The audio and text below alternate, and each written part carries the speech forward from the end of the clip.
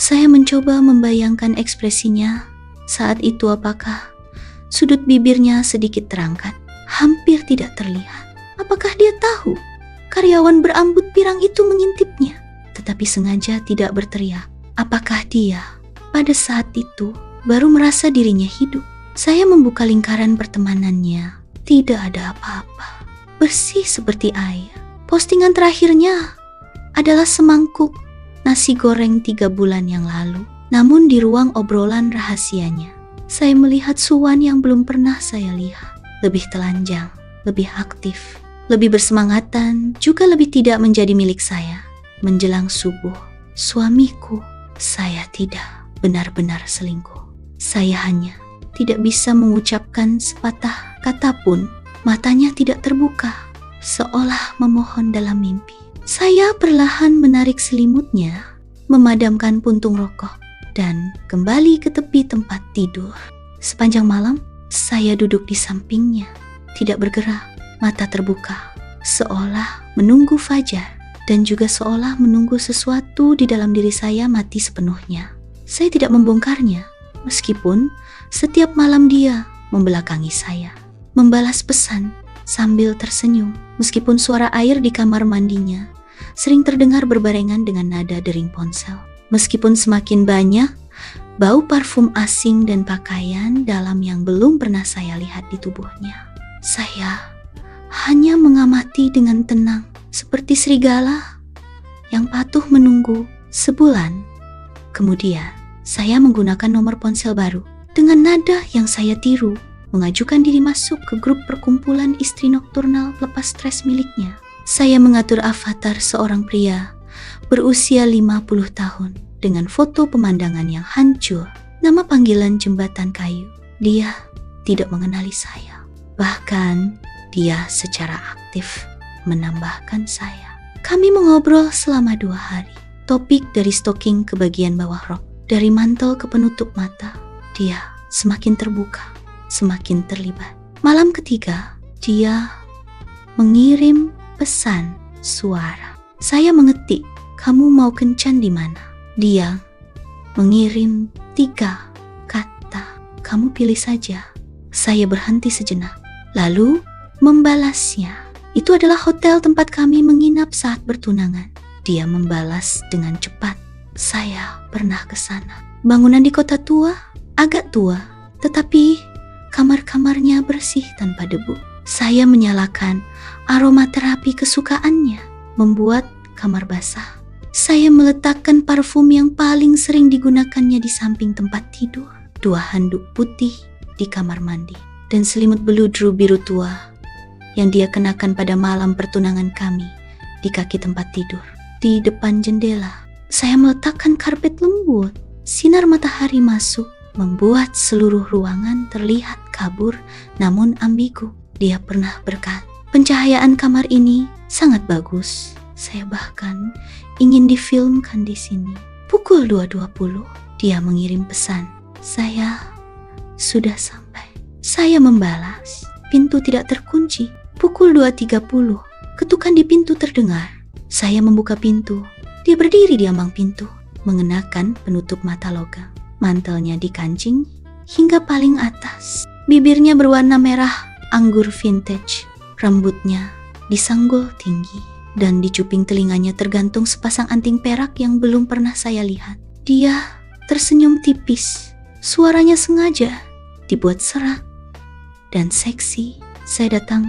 Saya tidak mengatakan apa-apa, hanya mundur selangkah. Dia masuk, membawa aroma parfum dan angin. Berjalan ke ruang tamu, dia perlahan melepaskan mantelnya. Di dalamnya kosong, tidak ada pakaian dalam, hanya penutup mata yang melilit rantai logam, memantulkan kilau perak yang menyilaukan di kulit putihnya. Dia menoleh, tidak bisa melihat saya. Suaranya ambigu, menggoda. "Siapa namamu?" Saya berjalan di belakangnya tanpa berkata apa-apa. Tangan saya menyentuh bahunya, perlahan meluncur, menempel pada garis pinggangnya yang telanjang. Dia bergidik, "Kamu tidak bicara.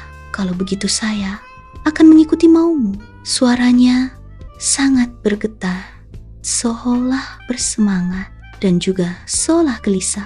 Saya perlahan memutar tubuhnya menghadap ke jendela. Dia dengan patuh berjongkok, berlutut di atas karpet lembut, tangan bertumpu pada jendela dari lantai ke langit-langit. Sinar matahari yang terik menyinari punggungnya dan juga tubuhnya yang tidak tertutup. Punggungnya melengkung lembut, seluruh tubuhnya seperti es yang menunggu untuk diukir. Saya melepas jaket saya dari tengkuk ke tulang belikat hingga tahi lalat kecil di sisi pinggangnya. Dia mendesah pelan, seolah terbiasa menyambut sentuhan yang tenang namun panas ini. Saya memegang pinggangnya. Ketika saya mendekat, dia menggigit bibirnya dan berbisik, "Kamu berbeda dari suamiku. Dia tidak pernah berani membiarkan saya sebebas ini." Sambil mengatakan itu, dia secara aktif bersandar ke belakang. Seluruh tubuhnya menempel. Gerakannya lebih aktif dari yang dia bayangkan. Saat itu, sebagian hati saya hancur, tapi saya tetap tidak berhenti. Saya ingin dia benar-benar mengingat kesenangan yang dibawa oleh orang asing ini. Kami di tempat tidur yang pernah kami gunakan untuk bertunangan itu, mengucapkan selamat tinggal sepenuhnya. Dia tidak memakai kondom, juga tidak bertanya apakah saya bersih. Dia gemetar, mengiyakan, terengah-engah, mendesah. Sepanjang proses, dia memakai penutup mata. Dia paling banyak mengatakan, "Sepertinya lebih terasa dari sebelumnya." Saya tahu, dia berbicara tentang saya dan suaminya. Saya adalah suami itu. Setelah selesai, saya duduk, menatap punggungnya yang telanjang. Dia berbaring tengkurap di tempat tidur, masih terengah-engah dalam sisa-sisa kenikmatan. Sinar matahari menyinari bahunya, menimbulkan bekas merah samar. Saya bertanya dengan suara serak. Dia memiringkan kepalanya, sudut bibirnya masih tersenyum. Saya mendekat, mengulurkan tangan, dan membuka kancing penutup matanya. Rantai logam meluncur, bulu matanya bergetar pelan. Dia perlahan membuka matanya. Saat melihat saya, seluruh tubuhnya kaku, pupil matanya membesar seketika. Wajahnya berubah dari merah muda menjadi putih, dari putih menjadi biru. Dia terkesiap dan berlutut dengan suara bruk, seperti sedang melihat eksperimen yang telah selesai sepenuhnya. "Bukankah kamu bilang siapapun yang datang sama saja?" Dia menerjang memeluk saya, menangis histeris. Saya kira saya hanya bermain-main. Saya tidak menghindar. Hanya dia membiarkannya memeluk. "Kamu bilang tidak akan benar-benar mengkhianatiku. Hanya aku yang bisa menyentuhmu." Saya mengeluarkan kertas yang sudah kusut 3 bulan dari saku saya dan menyerahkannya kepadanya. "Surat perjanjian cerai." Tanda tangani. Dia terdiam, seperti orang yang kehilangan jiwanya. "Kita masih bisa baik-baik saja." Saya menggelengkan kepala. Bibirnya terbuka sebentar, lalu menutup lagi. Dia tahu, mengatakan apapun tidak ada gunanya lagi. Dia menandatangani namanya, mengenakan mantelnya, dan pergi selangkah demi selangkah. Saya duduk di tempat tidur, menatap penutup mata itu. Itu seperti lelucon kosong, tergeletak di sana, memantulkan wajah saya yang sangat asing.